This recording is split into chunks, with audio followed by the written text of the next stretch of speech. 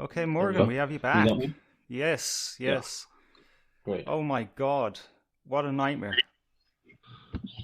Right. Do we Okay, I have think I Ryan? have you guys. Oh, Are you thank there? the Lord. Hello, Ryan.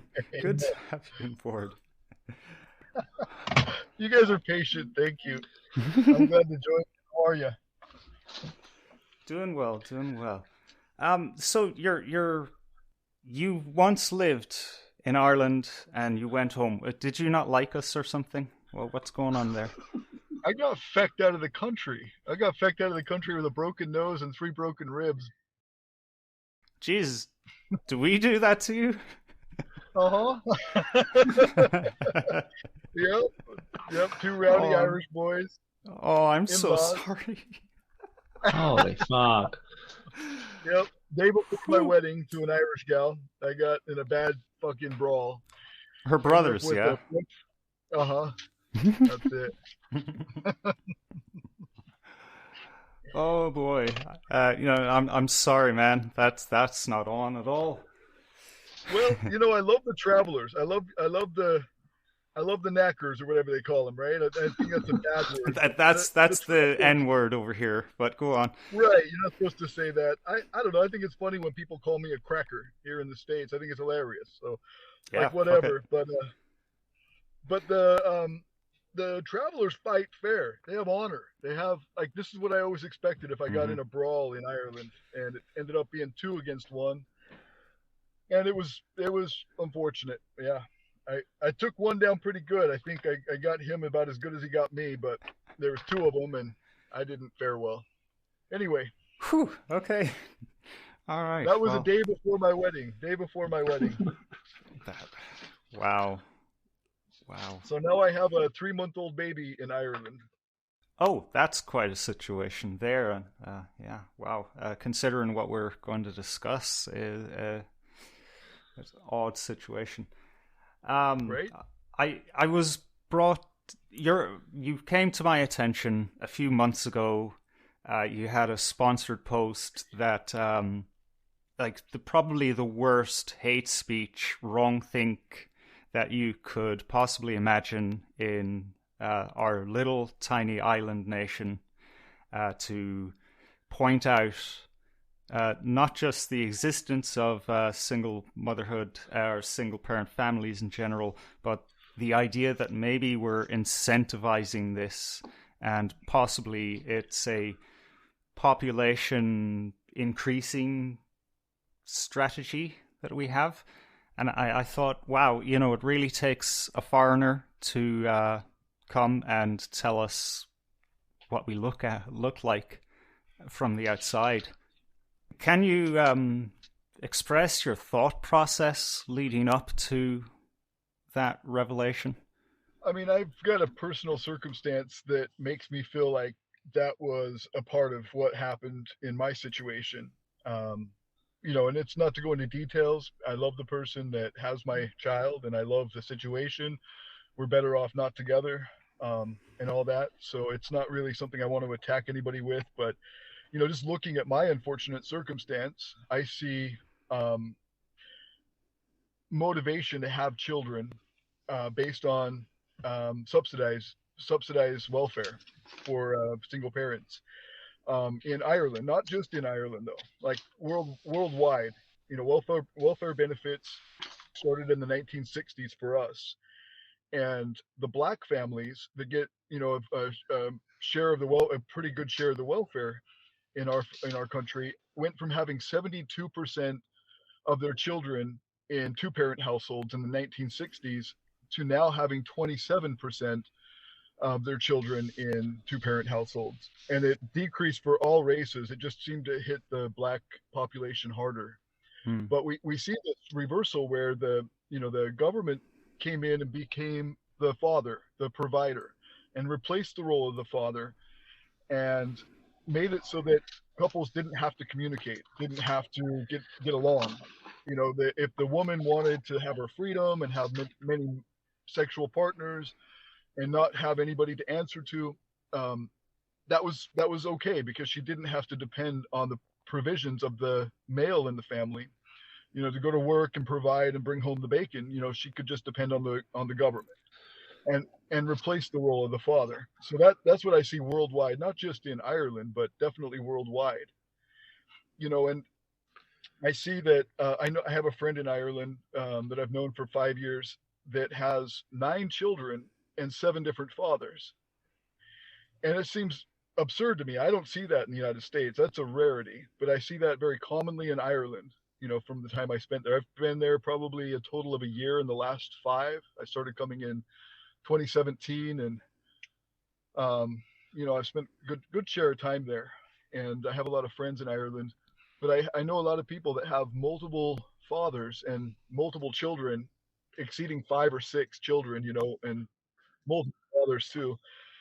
But what I'm looking at, like just at gov.ie, if you just go to um, their information about this, from what I've learned, if you're a one-parent household, if you're a one-parent family, you'll get a significant payment for parents under the age of 66 who are not cohabitating and whose youngest child is under 7. But once that child reaches 7, then the single parent wage goes away. So there's incentive to continue to have another child because, after the age of 7, that disappears. So you want another young baby to go another 7 years. And so I think it incentivizes having more and more children, but it also incentivizes having only one parent in the household because you have to qualify by being a single parent and by having children under the age of 7. Anyway, so any questions you have for me? I've done a little research. I'm not fluent, but I think I've seen it from our perspective in the U.S.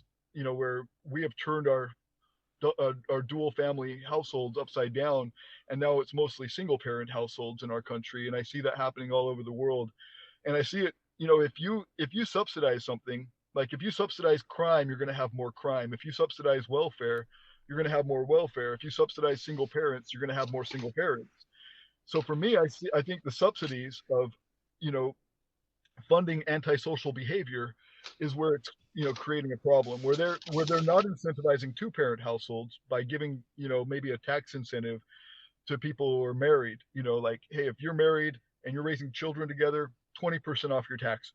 That would be one way to subsidize 2 parents, or subsidize marriage counseling, things that they could do to stimulate 2-parent households. They seem to just benefit single parent households. So I think the subsidies increase that issue.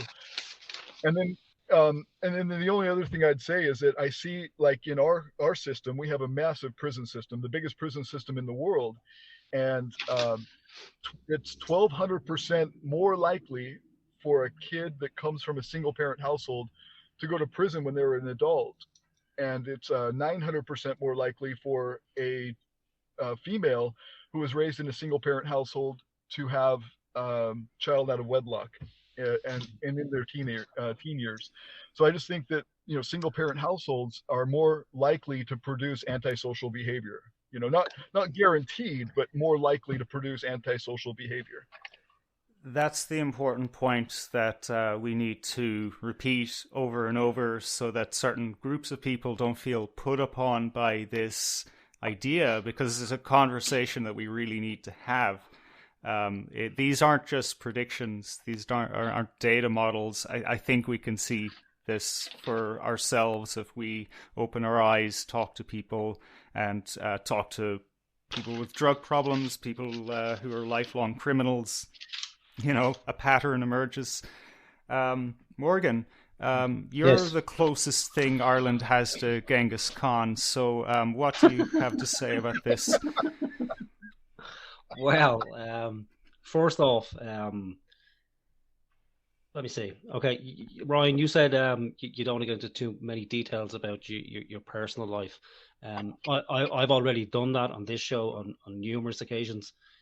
It's also a good filler for airtime. So I'm fucked. I'm fucked on multiple levels, intellectually, physically, spiritually, and familiarly as well. So I'll just explain briefly. So I am the product of a one-parent family. I have 6 children. I'm currently in a blended family. My wife is American, so we have something in common there if the roles are reversed.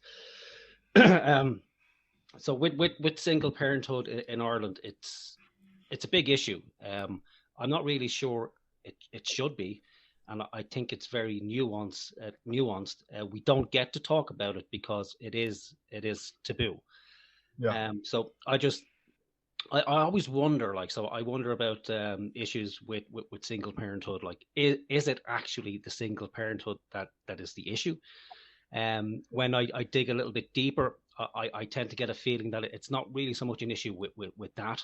I think you've alluded to it. There's the issues you've had and experiences you've had yourself that I would have as well. But I think that the bigger issue is around class. So it's a bigger issue people have with a certain class in society, and that's the underclass. And Right. while it is an issue, I think it's more of an actual perception than a reality. And you mentioned about crime and antisocial behavior as well. And so I had a look at a lot of kind of crime stats before we come on here. This isn't the first time I've looked at it. And so there's reporting of crime and how crime statistics are gathered. And there's really, like, there's lots of crimes, but we only ever really tend to focus on eight crimes when we get into it. And it's the same in the States as it is in Ireland. And they're generally street crimes. So, you know, we're talking about theft of property and then personal injury. And while they're a nuisance and they're immediately apparent to people, actual most harm from crime is from white collar crime. If we think back in Ireland to the big financial crash around the Celtic Tiger, like that had a fucking massive impact, not just in Ireland, but worldwide. People lost their Yeah. properties, people lost their lives, people committed suicide. This country essentially lost its sovereignty, if it was even still there to begin with. So there is this perception, I think, around antisocial crime, the amount of it that's prevalent and how harmful it actually is.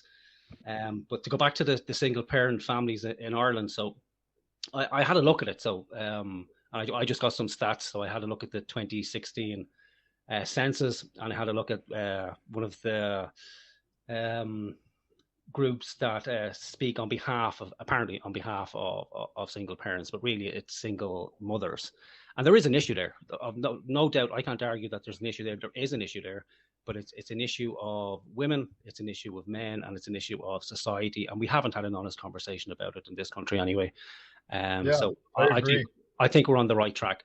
But I think what we need to get away from is perception. And everybody has a perception, of course you do. Nobody's going to sit down and fucking, heavily research every conversation they're going to have with somebody. So you're going to base it on your experience as well. So if we're living in a working class area or an underclass area, we're going to see a lot more of a particular type of single parent. And that's when it does come into the equation where people are having children to get houses or are having children to get social welfare benefits. And when we look at that, you would expect that. If we pull it all away, I'm not sure what happens. If the mother who's having the kid, I don't really care, to be honest, what happens to her in a real sense. But there's a child attached to it, so I think that's where people kind of get concerned, and that's why people throw money at it. I'm not sure what good it actually does. I don't think it does. But I'll just go through some stats first of all, so we can get a feel of where things were in 2016, and it's probably pretty much same now or in around about the same. So 1 in 5 people in Ireland live in a one-parent family. So that was higher than I thought. 1 in 4 families in Ireland is a one-parent family. Of those one-parent families, 86% are headed by the mother, and 14% by the father. So again, I didn't think the fathers would be that high. But my initial perception when I hear about one-parent families is I immediately think of women, and I immediately think of underclass women, so teenage girls with children who are on the welfare. That's my initial perception. So, and then it's always young girls, and this problem is exponential and it's increasing and increasing. So I had a little look, and so the number of one-parent families headed by parents age 15 to 34 in the last, I think it's 10 years between the last two censuses here. That number has actually decreased However, what's on the increase is the number of families headed by parents over 35. And that's in tandem with the divorce rates in this country. So in the last 10 years, the number of people divorced in Ireland has gone up by 40,000 people. Wow. So I think that's what we're seeing here. So we're seeing it, obviously, as people separate and get divorced, well, then we're having more and more single parent families. And I don't think people think of that when they think initially of single parent families. So in total, there's, what was there, roughly 218,000 family units, as they refer to them, where the children are headed by a lone parent. The breakdown of that is roughly 90,000 family units are headed by single parents. So there's just one parent in the family. And we know that's not necessarily true, because we can have people who are claiming single parent allowances, but we know that the boyfriend may still be in the equation. He's just not living with the mother. Of a further 50,000 single parents, they're people who are widowed. So, you know, either the mother or the father has died, so they get classified as single parents. And then 68,000 are separated by divorce. So again, they qualify as the single parent. And I know you mentioned that a lot of these girls have multiple children from multiple fathers. Again, when we look at the stats, and the stats don't really paint a full picture, but the average one-parent family has 1.63 children. And for the average amount of children per family, the general population is 1.9. So that will give you an idea on the facts. So what I want to kind of get at is, when we talk about single parents, is the issue we're really talking about single parents as a whole, or is it that subsection of single parents that is essentially the underclass? And you mentioned that the government subsidizes that. I think to a certain extent it does. I know that the one family payment that changed in 2010. So I think 90,000, something like 90,000 people were claiming that. Back in 2010, they changed the rules, and it's now down to 30,000. They moved a lot of people who were claiming that off that scheme, and they moved them onto job seeker schemes. So now they have to find work. And so I think of all the single parents, about 50% of them are actually in employment. So really, what I think, what's happening, and I've seen it myself, like, so it's the real focus is on that kind of subsection of what we would call underclass. Now, I think it's easier in the States because your underclass, to a large extent, happens to be black, so they're color-coded. I know it's a terrible thing to say, but it just makes it's more obvious where the problems are. I beg your pardon. Over here, it's more of a mix. So me and Howard spoke about this before, that you can't mention when you start talking about single mothers, everyone, you know, grabs their skirt and pulls it up, or their handbag, and everyone gets offended. Oh, we can't talk about this, we might offend fucking somebody. So we decided we would take the tack of, okay, well, let's talk about single fatherhood. Like, what the fuck's happening? What's happening between men and women that's causing this? Now, if it's some young girl who's, you know, poorly educated, probably grew up in a single parent family where there isn't a strong ethical background, we don't know, but that seems to be the one that pisses people off. It's like, well, why the fuck are we subsidizing these people? Why are we giving them free houses? Why are they getting this? Why are they getting that? When the average person who has to work for a living and pays taxes gets fuck all. Right. And so, and then, you know, it's not subsidized. Sorry, I talk at length. You're fine. But we better use it. Yeah, you're gonna get the pitches and torches coming your way if you. Man, I'm used to it. I'm fucking well used to it. Don't worry about it. So then, with subsidies for you know, parents who are together, they are there. They're not many. They're not great, but they're there in the form of tax credits. So because I'm married and my wife doesn't work, she looks after the children. Well, then she can transfer her tax credits to me. So there is that. It's not a lot, but I didn't even know they had that. That's great. I'm learning something here. I didn't know. It's good.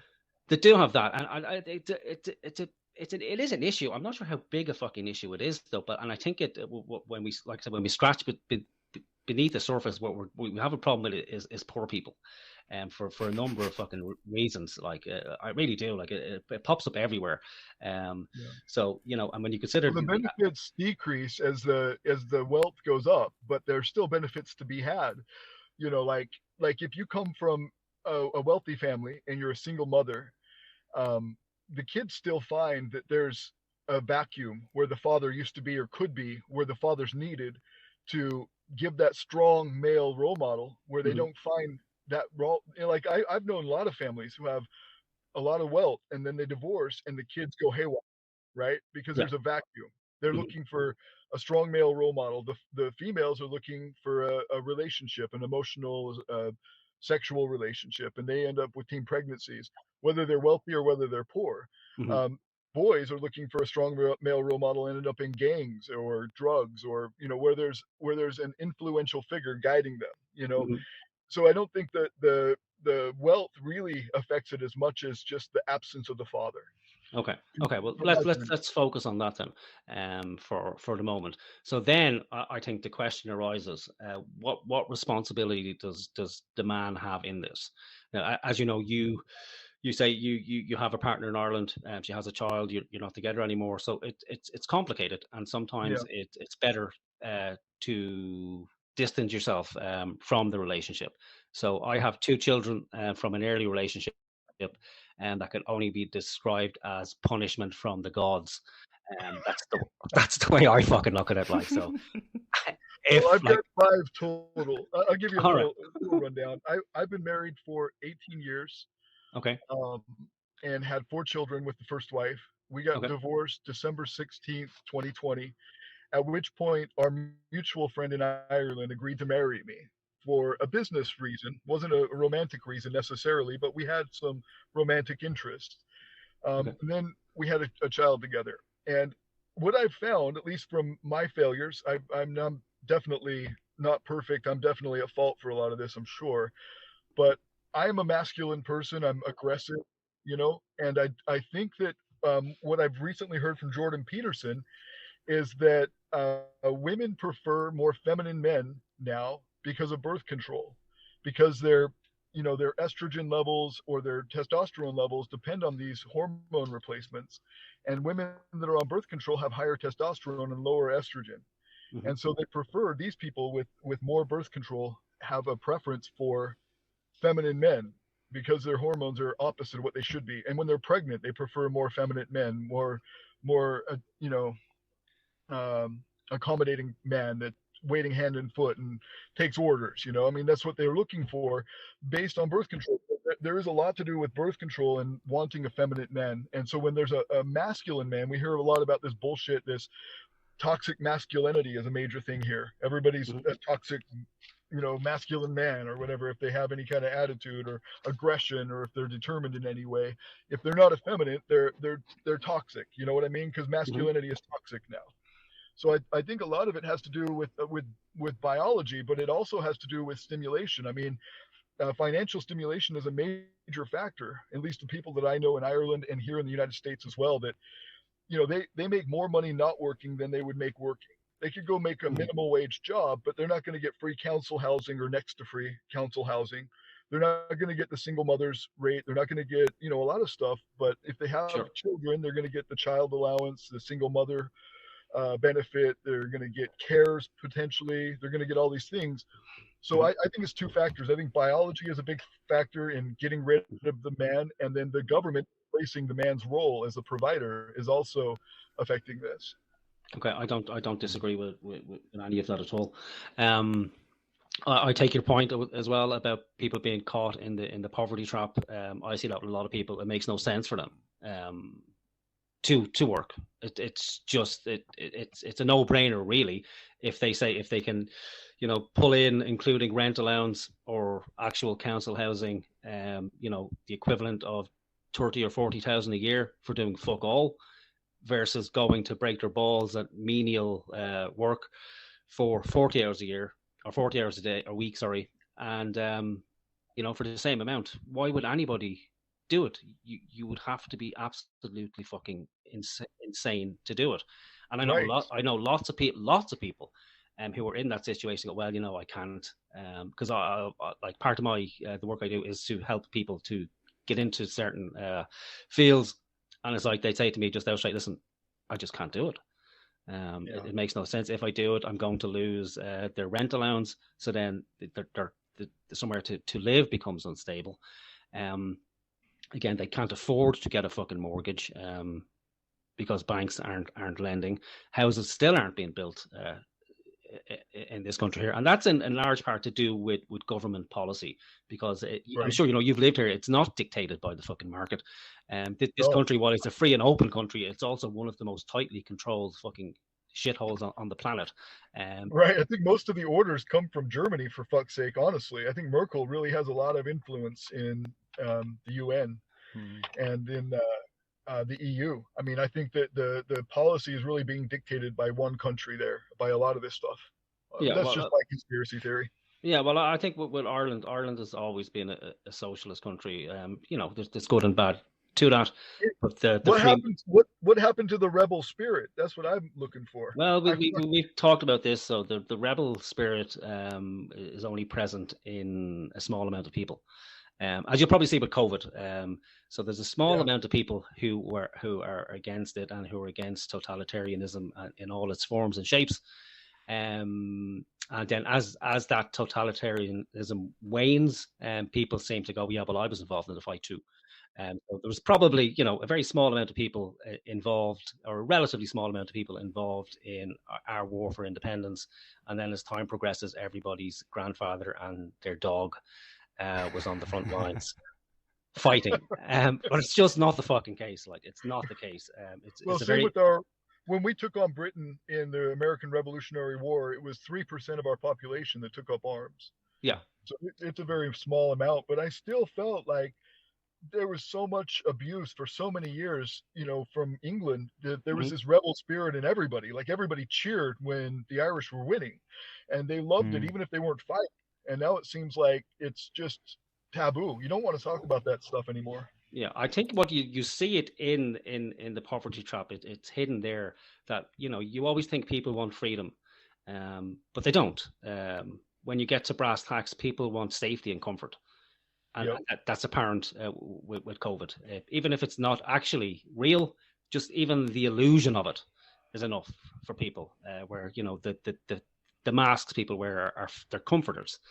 Really, they make people feel safe. Oh, I'm safe, and I've had talks with people now, where they want to keep them forever, or when flu season comes around, they still want to keep it. But I'll go back to your point about masculinity. There has been an attack on masculinity. You're right. It's described as toxic, which it's not. You mentioned about females being attracted to feminine males.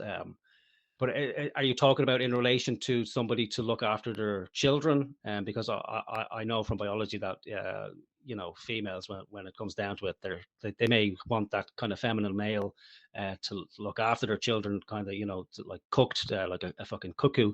But when they're not looking, biologically they still they have that need.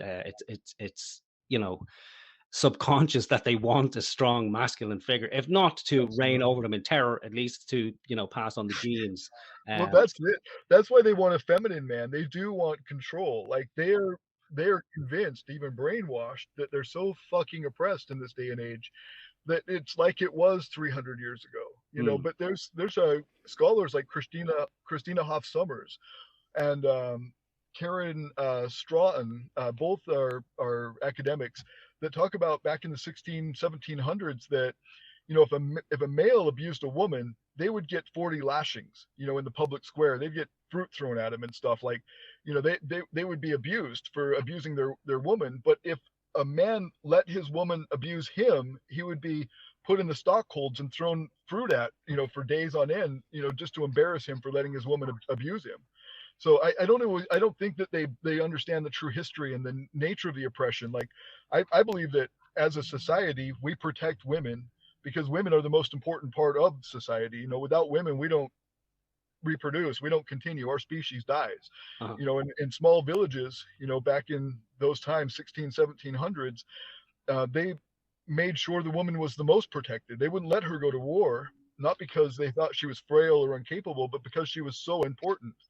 And we've always had that importance on women. We still do. And I like, to your point at the beginning of the show, what do we do if we just take it away from them? What happens to those children? What happens to that family if we just take away the benefits? And I think that would be a mistake to take away the benefits. I just think that, for us as a society, we ought to look at what subsidizing things do. If you subsidize crime, if the CIA is funding cocaine distribution, then there's going to be more cocaine distribution. If the government funds poverty, there's going to be more poverty. If the government funds single mothers, there's going to be more single mothers.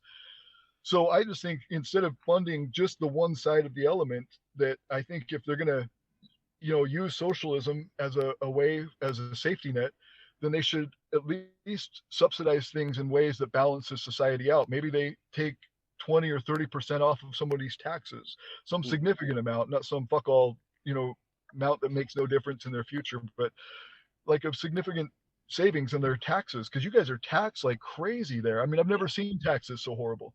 So give them a tax break, let them have a breath of fresh air, not just the single mothers. Don't just give the single mothers relief.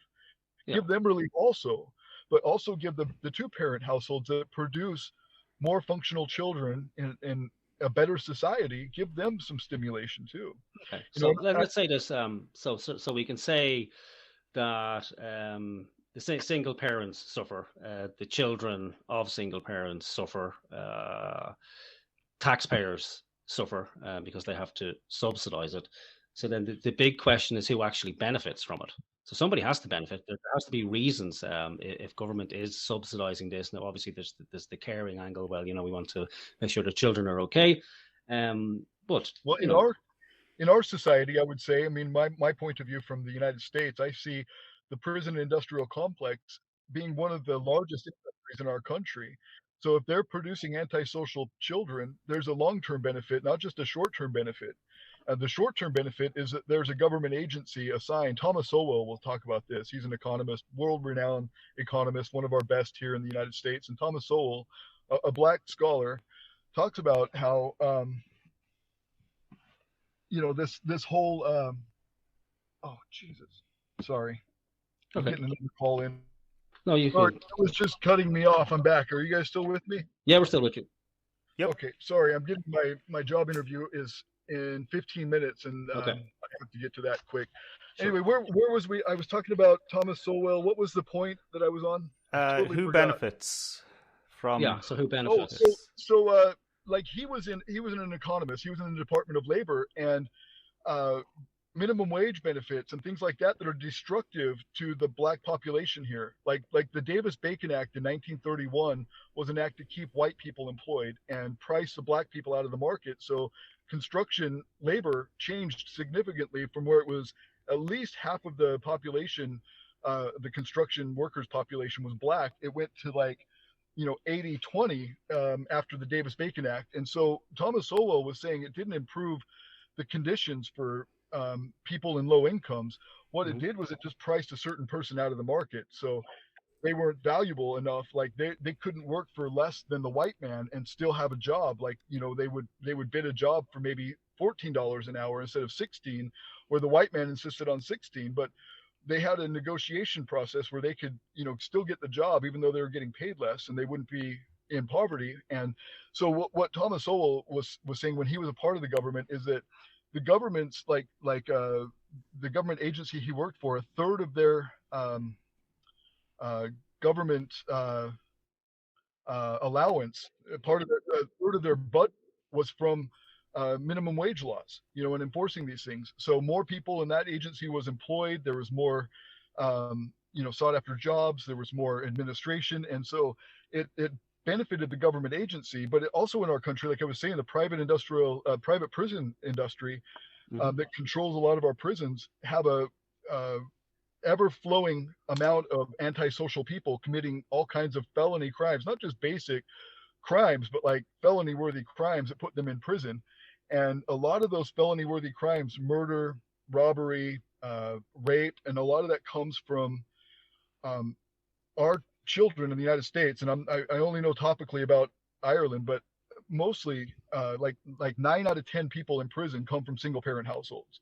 Okay. And these are people that have committed felony worthy crimes. So I think they depend on the antisocial issue, in single parent households. And like you, I also came from a single parent household. I was raised a good portion of my life by my grandmother. Mm-hmm. And she was a single parent by default. She outlived 3 husbands and still raised a bunch of kids as a single mother. But she worked. She wasn't getting money or stimulation from the government. She worked. She was a licensed practical nurse. She worked 12-hour shifts. She was amazing, and she raised me. And I thought I came out pretty good. A lot of my cousins that she raised came out great, and successful. So it's not like by default, that you come from a single parent household that you're going to do terribly in life, or you're going to have antisocial behaviors. But it's just a propensity, is all I'm saying. It just seems like there's a notion for that to happen for whatever reason, whatever the conspiracy is. Well, I think there's, like you said, there's nothing ever simple, so it's complex. So like I said, I'm the product of a single parent family as well. That's true. My mother was widowed, when I was 5. And you're right, I grew up in a working class area, and I looked for my male role models in older guys who were up to mischief. Again, in the long run, it worked out okay, but it's not great, So I think that's when the real issue focuses then on. It's really around that 90,000 families, where the majority are going to be from working class areas, and so that's a mixture of circumstance and culture. How you change that culture, I don't fucking know. What actual harm those people cause, again, I'm not sure. I haven't really looked deeply into it. I don't know if it's measurable. Looking at the crime stats, I couldn't find any crime stats as it relates to the products of single parent families. And I had a quick look at the crime stats in Ireland, but in comparison to the States, it's nothing. So our murder rate is 0.02%. Now, given what happened in the last couple of weeks when that teacher was murdered in the park, the female teacher, you would think that women were being murdered every fucking hour in this country. But in general, the issues we have around crime are like this: 28% of crimes are theft, 14.8% are public order offences, which, if you know anything about Ireland, can be anything. Really, so that can be showing up to a protest, telling the guard to fuck off and mind his own business, or if he's just having a bad day and he wants to arrest you. 10.9% is drug offences, 9.8% is damage to property, another 9.8% is assaults, 6.9% burglary, and then 6.9% government offences. Now, I'm not sure what that actually fucking means, to be honest with you. I'm not sure if it's offences against the State Act, but just looking at those figures, right, and most of those figures are going to come from that kind of that cohort of society that commit antisocial acts. But a lot of that is like theft and drug offences are going to be, easily relatable. The same for damage to property, burglary. What about drink driving? A lot of those are coming out. I know. I mean, I've seen some statistics, but I would say the drink driving is increasing in Ireland. Is it? Yeah. I don't know. I saw, when I was looking through stats, I saw a strange one that was dangerous driving resulting in death from sex. Now that threw me altogether. What? Yeah. Roadhead. We love Roadhead. Yeah. So like, I'm going, holy fuck! Like, is that a thing? Like, like, is it like, does that show up on the stats? Like I didn't know. Like, I have to say, I have almost wrecked getting a Roadhead. It is dangerous. Yeah, I've asked for it a few times. So that's it. Females are more cautious than males, so perhaps. But again, I looked at the perception of crime as well, and again, the figures always show out that the fear of crime is actually greater than the actual crime that's happening. Reality, right? In reality, in the United States, just a quick example, I'm almost out of here, but like 72% of assaults, violent crimes, are committed against men. Yeah. 92% of prison inmates are men. Mm-hmm. 70% of successful suicides are men. Mm-hmm. 80% of homeless are men. 84% of homeless are men. So I mean, like women have hard times, and we all have our burdens differently. We have different burdens, but I think we have equal burdens. Yeah.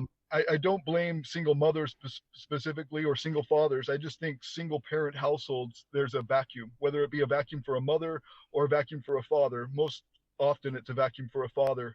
And then those roles get filled by dangerous people, and there becomes more and more exploitation and antisocial, commonalities that are produced. I'll just before you go, I'll just close with this. So I was having a look at some of the biggest tyrants on the planet and the havoc they caused, to see if any of them were from single parent families. Adolf Hitler, 2 parents. Chairman Mao, 2 parents. You go on and on. Yeah, most people in government, 2 parents. Government's probably the biggest tyrant we have, responsible for more deaths than more crime. Absolutely, 100%, 100%. I agree with that. Yeah, but there is an issue. I think it's everybody's responsibility to do something about it. Those of us with children, we just tell our children how it is. We hope they learn from our mistakes and errors. We guide them as best we can.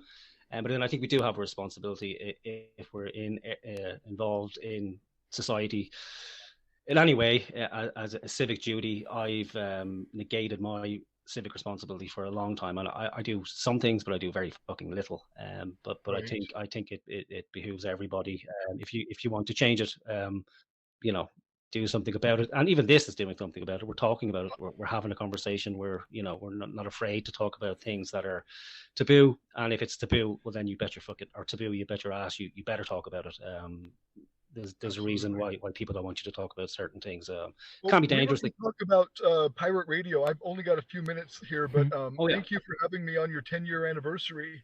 And as far as pirate radio, so you guys are great. I love what you're doing. It's amazing. It really needs, like, if we're going to solve anything, we need to communicate. We can't just be guarding our own bases all the time. We actually have to mingle and communicate. And I appreciate that you guys are opening that door and bridging that gap.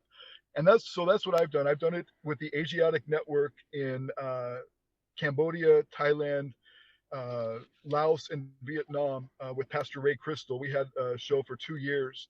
That was pirate radio in Asia. And then also when I was a kid, when I was younger, I had Utah Pirate Radio. You can go to archive.org and kind of see the history, but we had a little 5 megahertz broadcaster, FM broadcaster, very low range, very few people listened. It was just fun. And then I really wanted to reach out and make conversations happen more. So we've done a lot of different radio shows, and I love it. I love just opening up the door. Like I'm not afraid to be called the most horrible things in the world, and I don't care about my reputation. So whatever it is, I get called all kinds of shit, and it doesn't bother me. But if there's people like that out there, like you guys, at least we can open up the door to conversation, and people can be, at least if they don't agree, even they're more educated, or at least they hear something different than what their echo box tells them every day from their friends and their family. Everybody that wants to please and kiss ass, nobody's going to tell you the truth. But if you listen to a show like this, you might actually hear the truth.